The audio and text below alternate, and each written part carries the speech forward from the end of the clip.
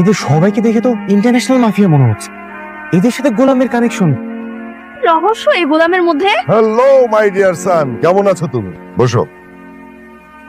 তোমাকে এতবার আমি ফোন দেই, তুমি আমার ফোন ধরো না কেন? ও, তার মানে আপনি সেই লোক যে বারবার কল দিয়ে আমার ডিস্টার্ব করে? হ্যাঁ, কোথায় ছিলে তুমি এতদিন? কোথায় থাকবো, আমি অনেক ব্যস্ত মানুষ। আমি মির্জা বাড়ির ঘর জামাই, ওই বাড়ির সব কাজ আমি নিজেই করি, কাপড় চোপড় ধোয়া থেকে সবকিছু আমি করি। এই ছেলে বলে কি? তুমি কে তুমি জানো না? তুমি শেহজাদ চৌধুরী, কার্মা গ্রুপের 25% শেয়ার হোল্ডার, যার বর্তমান বাজার মূল্য আছে 10,000 কোটি টাকা। আর তুমি কিনা মির্জা বাড়ির থালা বাসন মাজো? সিরিয়াসলি? আচ্ছা, গোলামের সাথে যে কথা বলতেছে ওই লোকটা কে ভাইয়া? ওই লোকটা আমি তো ঠিক চিনতে পারতেছি না রে। আমি চিনতে পেরেছি, উনি দুবাইয়ের বিখ্যাত কার্মা গ্রুপের মালিক। আমি টিভিতে দেখছিলাম। কিন্তু ওনার সাথে গোলামের কি সম্পর্ক?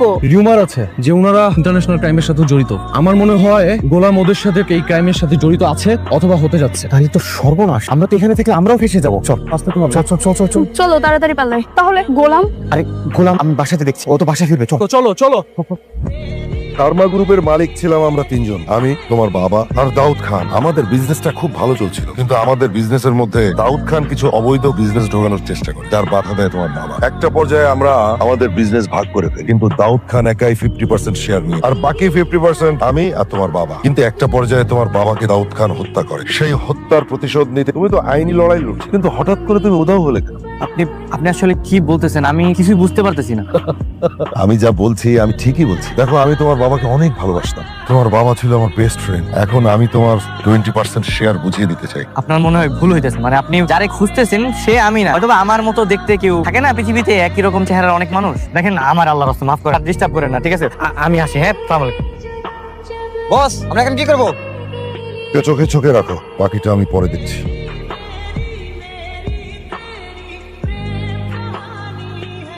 আমি ওর কথাই বলতেছিলাম, আজকে ওকে বাসা থেকে বের করে দেন বাবা। কেন? কি করেছে আমার জামাই? বাবা, ও একটা স্মাগলার। এই, কি বলছো তুমি এসব? হ্যাঁ বাবা, হয় ও স্মাগলার আর না হলে বড় কোনো অপরাধের সাথে। আরে কি বলছিস তোরা এগুলা? হ্যাঁ, গোলামের মতো এরকম একটা আলাভুলা কাজের ছেলে ও কি করে স্মাগলার হয়? আচ্ছা, তোরা কি সবাই কি আজকে ড্রিঙ্ক করে এসেছিস? না মা, আমরা সবাই নিজে চোখে দেখে এসেছি। কার্মা গ্রুপ অফ কোম্পানির মালিক ওকে নিজে ডেকেছিল, হেলিকপ্টারও পাঠিয়েছিল।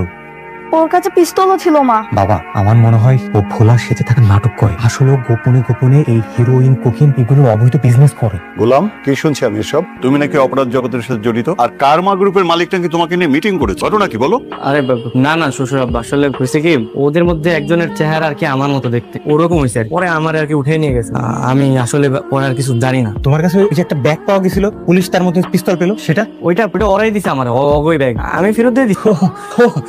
এবার বুঝতে পারছি। তাই তো বলি, তোমার মতো একটা ফকিরের সাথে এত বড় বড় ডনরা কিভাবে দেখা করে। আমিও তাই ভাবতেছি, কিনা সারাদিন বাসন মেজে বেড়ায়, সে নাকি মিটিং করবে কার্মা গ্রুপের সাথে। এবার হলো তো, তোমাদের সবার ভুল নিশ্চয়ই ভেঙেছে। খামাখাই বেচারাকে তোমরা সন্দেহ করেছিলে। শোনো, ওর প্রতি আমার শতভাগ আস্থা আছে। আর যাই হোক, আমার জামাই কোনো অপরাধ করবে না, তাই না? জি জি শ্বশুর আব্বা। কখন আসবে দোস্ত? গরম লাগছে। 10:30 বেজেছে। তোকে কখন বলেছে এখানে থাকতে, আর ও এখনো আসে? তুই দাঁড়ায় আছিস কেন? একটা কল দে।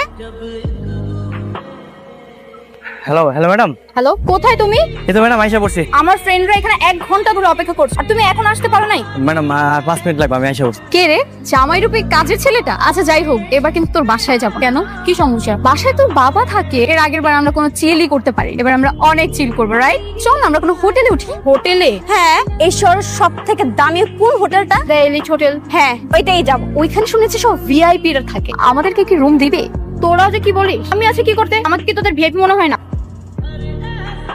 সরি ম্যাডাম, আমার একটু দেরি হয়ে গেল। হ্যাঁ, তুমি সাইকেল নিয়ে আসছো আমার ফ্রেন্ডদের রিসিভ করতে? তোমার কি মাথায় সমস্যা? এই লাগেজ পত্র তুমি কিভাবে নিবে সাইকেলে? হ্যাঁ ম্যাডাম, এটা তো আমি ভাবি নাই। তুমি গাড়ি নিয়ে আসো না কেন? মনির চাচারে বলছিলাম গাড়ির কথা, কিন্তু চাচা আমার ওটা ধমক দিয়ে গেল, তুই গাড়ি দিয়ে কি করে নিয়ে যা। পরে আমি সাইকেল নিয়ে আসি। তুমি বলেছিলে যে আমি গাড়ি নিতে বলেছি? না ম্যাডাম, আপনার কথা তো কইনি। তাহলে কেন দেবে? আচ্ছা ম্যাডাম, কোনো সমস্যা নেই, আমি একটা কাজ করি, আমি একটা ট্যাক্সি নিয়ে আসতেছি। আপনারা একটু দাঁড়ান। এই কাজের ছেলেকে বিয়ে করতে তুই ভালোই যন্ত্রণায় আছিস। লাইফটা পুরো তেজপাতা হয়ে যাচ্ছে। দেখ, আমি ওর সাথে কোনো সংসার করি, ও জাস্ট আমার নামে মাত্র স্বামী। এটা তো লাইফটা তো পুরো হেল করে দিচ্ছে। এভাবেই কি চলতে থাকবে সারা জীবন? ম্যাডাম, ওই যে ট্যাক্সি নিয়ে আসছি, আপনারা চলেন চলেন। সরি ম্যাডাম, আমাদের কাছে অ্যাভেলেবল রুম নেই। হোয়াট? এই আপনি জানেন আমি কে? আমাকে রুম দিতেই হবে, এনিহাউ ম্যানেজ করেন। ম্যাডাম সরি, সম্ভব হচ্ছে না। এত বড় একটা হোটেলে একটা রুমও খালি নেই? না থাকবে না কেন, অবশ্যই আছে। মন্ত্রী সাহেবের লোকজন আসবে, সেজন্য রুমগুলো বুকিং করা। Extremely sorry ma'am. কি রে তুই না বললি তুই ভিআইপি, এখানে আসলে ঠিকই রুম ম্যানেজ করতে পারবি, তো এখন তো দেখছি ওরা তোকে পাত্তাই দিচ্ছে। মন্ত্রী যদি বুকিং না করতো আমি ঠিকই ম্যানেজ করে দিতে পারতাম, এখন আর আমার কিছু করার নেই। চল বাসায় চল। সরি ওই সাইকেল চালা আসছি তো ওই কারণে একটু দেরি হয়ে গেছে। লাগেজ গুলো কই দেন, আমার কোন আমি দিয়েছি। মুখটা একটু বন্ধ করো, তোমার মতো একটা ছাগলকে বিয়ে করে আমার লাইফটাই হেল হয়ে গেছে। এর থেকে যদি আমি এই হোটেলের ম্যানেজারকেও বিয়ে করতাম আজকে অন্তত আমাকে এভাবে অপমান হতে হতো না।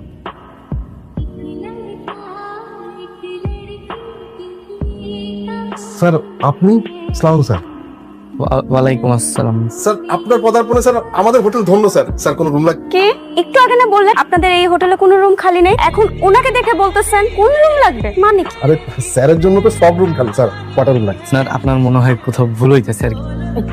তোমার কি মাথায় সমস্যা? ওনারা তোমাকে দুবাই এসে লোক ভেবেছে যার সাথে তোমার চেহারা মিলা। সেটাই তো আমি ওনারে বুঝাইতে চাইছিলাম। তুমি না একটা কাজের ছেলে, ওনারা তোমাকে 2 টাকার দামও দিত, কিন্তু অন্য একজনের চেহারা তোমার মতো যার কারণে এত ভ্যালু দিচ্ছে। এই সময়টাকে একটু কাজে লাগা। তো এটা তো মিথ্যা কথা, ওনারে তো বলতে হবে না। যেটা বলছি সেটা করো। ঠিক আছে।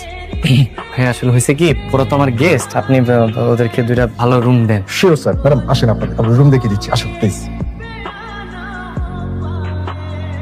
যাক, এতদিনে ঋতুর মুখে হাসি দেখ। কাউকে বলা যাবে না কিন্তু। আমাকেও বলবেন না প্লিজ ভাইয়া, বলেন না। ঋতু হচ্ছে আমার সৎ বোন, কিন্তু বাবা ওকে একটু বেশি ভালোবাসে। তাই অনেকদিন ধরে চেষ্টা করছিলাম বাবার চোখে ওকে কিভাবে কালার করা যায়। একদিন রাতে, কিরে খাবি নাকি? কি ভাই এটা? আরে লাল পানি দেখিসনি? সিনেমার নায়করা খায়, হেভি মজা, খাইলেই ফুট।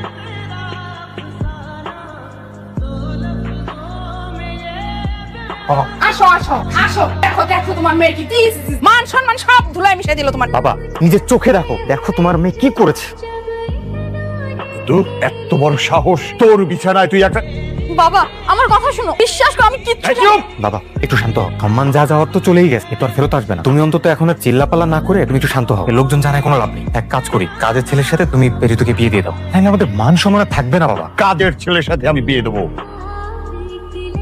ওয়াও, অসাধারণ, এক ঢিলে 2 পাখি। পাখি আর মারতে পারলাম কই? ভেবেছিলাম এই ঘটনার পর হয়তো বাবা ঋতুকে বাসা থেকে বের করে দেবে, সব সম্পত্তি হবে আমার। আর কিন্তু ওই গোলামের আচরণ আর ঋতুর প্রতি বাবার ভালোবাসায় পুরো এখন এই বাড়িতে, আর ওই শালা এই বাড়ি ঘর জামাই। মা অনেকদিন তো হয়ে গেল, আমরা কি আসলে আপনার ছেলেকে খুঁজে পাবো? এইভাবে আর কতদিন অপেক্ষা করবো? বোমা থানা থেকে লোক আসছিল, তারা বলছে যত দ্রুত সম্ভব আমার সেজাকে খুঁজে বের করো। ফ্রেয়া ছোট মানুষ, কিছু বোঝে না, বয়সে বাবা হারা, রাস্তায় বের হলে যাকে দেখে তাকে বাবা বলে ডাকে। না না, ওটাই আমার বাবা ছিল। না দাদু ভাই, ওটা তোমার বাবা ছিল না। কিন্তু তোমার প্ল্যানটা কি মা? আমি আমার যত স্বর্ণ অলংকার যা কিছু আছে সবকিছু ঋতুর রুমে দিয়ে রেখে দিয়ে আসবো। দুজনকে চোর সাব্যস্ত কর, তুই যে পুলিশে খবর দিবি। ইন্সপেক্টর সাহেব, সরিষার ভিতরে যদি ভূত থাকে সেই ভূতটা কিভাবে তাড়াবো একটু বলতে পারেন? কি হয়েছে, ঘটনাটা খুলে বলো। মানে আমার হাজবেন্ড গতকাল রাতেই সে চিটাং চলে গেছে। আমি আমার ঘরে একাই ছিলাম। আমাদের কাজের ছেলেটা সে কালকে রাতে আমার ঘরে ঢুকে পয়সা স্বর্ণ অলংকার কিছু চুরি করে নিয়ে গেছে। কোথায় সে কাজের ছেলে? আরো ও তো পালাইছে, কিন্তু ওর বউ আছে ওপরে। ওপরে। Rabeya, yes sir. ম্যাডামকে অ্যারেস্ট করে নিয়ে। Okay sir. কি ব্যাপার, আমার হাতে হ্যান্ডকাপ কেন? উনি কাজের ছেলের ভাই, তো ওনাকে তো দেখে মনে হচ্ছে উনি বাড়ির মালিকের। আপনি ঠিকই ধরেছেন, মানে আমারই মেয়ে। লজ্জার কথা আর কি বলবো, কাজের ছেলের সাথে বিয়ে হয়ে গেছে। আমাকে অ্যারেস্ট করেছেন কেন? সেটা থানায় গেলেই জানতে পারবো। বোন আমার, তুমি চিন্তা করিস না, কিছু হবে না। তোর ভাই এখনো বেঁচে আছে না? মারে, তোর হাজবেন্ড যা করেছে সব দোষ ওর, তোর কোনো দোষ নেই। তুই কোনো চিন্তা করিস না মা, যেভাবেই পারি আমরা তোকে ছাড়িয়ে নিয়ে আসবো। এই নিয়ে আসুন না। চিন্তা করিস না। আপনার জামাই গোলাম কোথায়?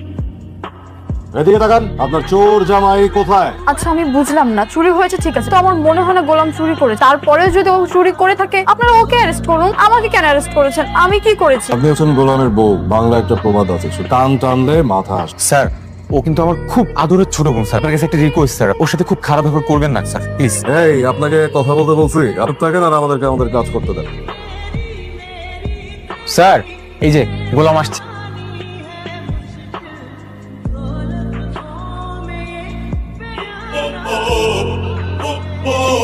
দাঁড়া আছো কেন, গেটটা খুলো। স্যার গোলাম। স্যার আপনি গোলাম? ব্যাপারটা বুঝলাম না। অ্যারেস্ট করুন। এই চুপ, শাট আপ। স্যার এই বাটপাড়ের কথা আমরা আপনাকে অ্যারেস্ট করব। এই বাটপাড়ারে লকআপে ঢোকাও, যাও। না না থাক, ওনাকে লকাপে পড়তে হবে। এই দাঁড়াও দাঁড়াও। স্যার যেহেতু বলছে লকআপে ভরা যাবে না, তো লকআপে ভরা যাবে। স্যার যা বলবে তাই হবে। এই ম্যাডামকে নিয়ে আসো, যাও যাও যাও। ম্যাডাম প্লিজ আপনিও চলে যান। স্যার আমি আপনার ব্যাপারে সমস্ত খোঁজ খবর নিয়ে আপনার মার সাথেও কিন্তু আমার কথা হয়েছে স্যার। আপনি কি অভিমান করেছেন? আর স্যার আপনি এইভাবে এই বাড়িতে থাকছেন কেন? নিশ্চয়ই আমারে সেই মাফিয়া গ্যাং এর শেজাদ ভাব নিয়ে আমার ভালোই লাগে। না মানে আমি কোনো অভিমান করিনি। আচ্ছা আমি আসি, হ্যাঁ আরেকদিন আসবো, আসি। ব্যাপারটা একটু কনফিউজিং, সামথিং ইজ রং। বাচ্চাদের একটা খাতা দেখান তো।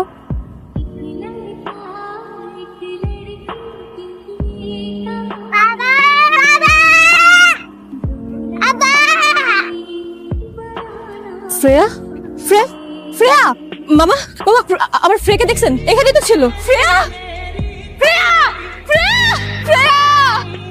বাবা আমি তোমাকে আবার খুঁজে পাইছি, আমাকে আর যেতে দেব না। মামনি তোমার নাম কি? বাবা তুমি আমার নাম ভুলে গেছো? আর মা আমি তো তোমার বাবা না, রাস্তায় তুমি এরকম একা একা ঘুরতেছো কেন? তোমার আম্মু কই? শ্রেয়া শ্রেয়া